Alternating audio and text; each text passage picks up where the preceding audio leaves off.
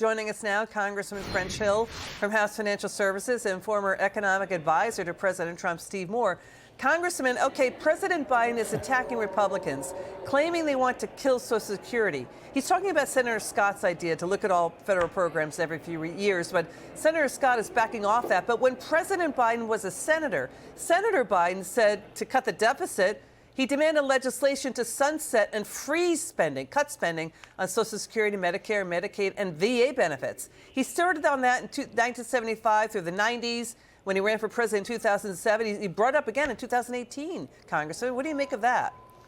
Hey, I make everything Joe Biden talked about last night was incoherent. He's a hypocrite on all this stuff, and he just confuses the American people. Look, Republicans want a responsible plan to raise the debt ceiling and go back to pre-pandemic spending debates. I pine for the days, Steve Moore, when we had Democrats and Republicans that wanted to balance the budget, have the smallest deficit, and they fought about how to do it. And what Joe Biden is delivering to the American people is $1.5 trillion deficits for the next 10 years. He told, what he said last night was wrong on deficit, wrong on inflation. And he spent more time talking about baggage fees for airlines than he talked about China, the deficit, the debt, or the border.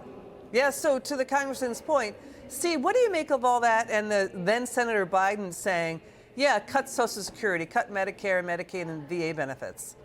Well, you know, I've been in this game a long time, as you know, Liz, back to the Reagan years. And every 2 or 3 years, this argument keeps coming up again that Republicans want to cut Social Security and Medicare. And it's always fallacious. I actually do think, I'm not a politician, so I can say this, I do think, you know, we have to find a way to restrain the Medicare costs. But by the way, you know this, Liz, we can talk like adults.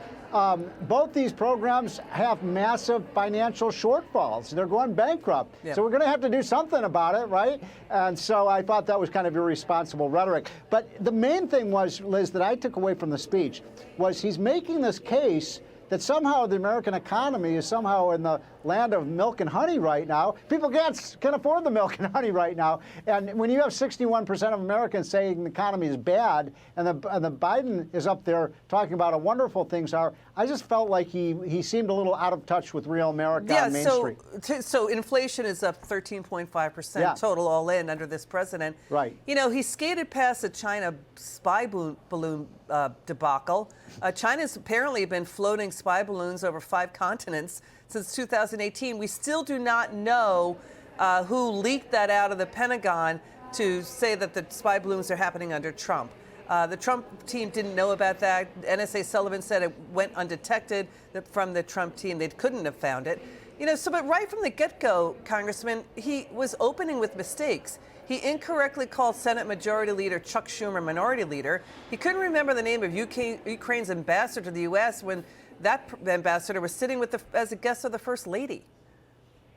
Look, as I said, the speech last night was incoherent. You couldn't understand what he was saying on the House floor. You couldn't understand the points he was making if you watched it on television. And then when you look at the policy proposals, as Sarah Huckabee Sanders, my new governor, said, we've gone from normal in this country to supporting crazy. And that's why I thought the speech fell flat. But let's stick to economics. We are having real wages grow below the rate of inflation. Our families are not keeping up. And contrary to his jobs message, businesses cut 2.5 million jobs between December and January. So again, Joe Biden's economy is bad. And when he says we only need oil and gas for 10 years, he doesn't even listen to his own Department of Energy. Yeah, we're going to get to that later. Watch what happened. It started with a random unscripted line about China that people are saying made no sense. Watch this.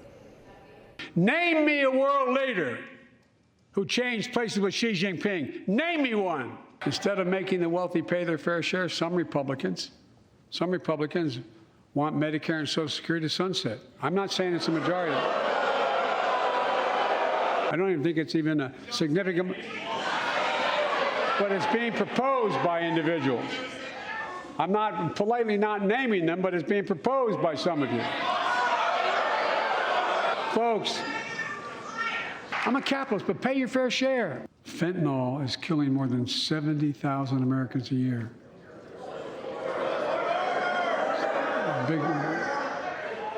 You got it.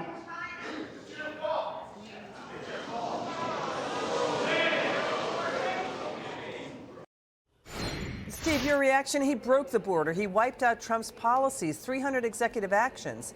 We've got the size of 3 Nebraskas now crossing. Well, just one observation, the fentanyl crisis is one of the greatest crises in America. It's one of the leading causes, if not the leading cause of death now, Liz, of people under the age of 18 for our children.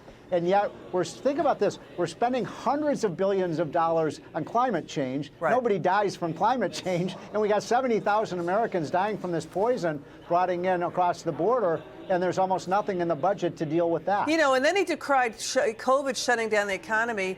It was Democrats who shut down the economy. He backed pandemic shutdowns. He fired people for not being vaccinated. We got a new Gallup poll. Half of Americans say they are financially worse off under Biden.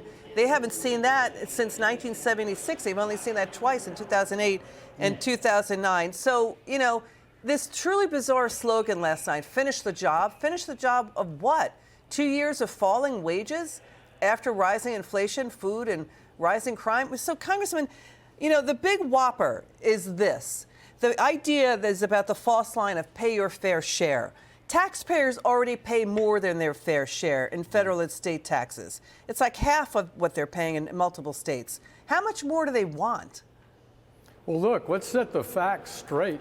We're having a record of federal revenues thanks to the efficient, effective Trump tax cuts. We have hit a 77-year high in revenue. It's over 20% of gross domestic product. We don't have a revenue shortfall. We have a spending avalanche, and that's why the Biden administration needs to negotiate with House Republicans and get back to common sense pre-pandemic spending fights. And we need to do that desperately for our kids and grandkids. That's the threat to the country, is our debt and deficit. Yeah, he keeps talking about fixing the nation's problems when he's been in Washington since Nixon.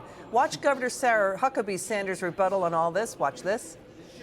From out of control inflation and violent crime to the dangerous border crisis and threat from China, Biden and the Democrats have failed you. In the radical left's America, Washington taxes you and lights your hard-earned money on fire. But you get crushed with high gas prices, empty grocery shelves, and our children are taught to hate one another on account of their race, but not to love one another or our great country. The dividing line in America is no longer between right or left. The choice is between normal or crazy. In Washington, the Biden administration is doubling down on crazy. President Biden inherited the fastest economic recovery on record, the most secure border in history, cheap, abundant, homegrown energy, fast rising wages, a rebuilt military, and a world that was stable and at peace. But over the last 2 years, Democrats destroyed it all. What do you say, Steve Moore? Hard to improve on that, isn't it? I mean, I think a star was born last night in the great state of Arkansas. I'm going to make a prediction. I think that Sarah Huckabee Sanders could be the first woman president in America, and it's not going to be Hillary Clinton. I think she was really. People are just talking all over Washington about what a star she was. All right, Congressman Hill, Steve Moore, thanks for joining us tonight. It's good to see you guys.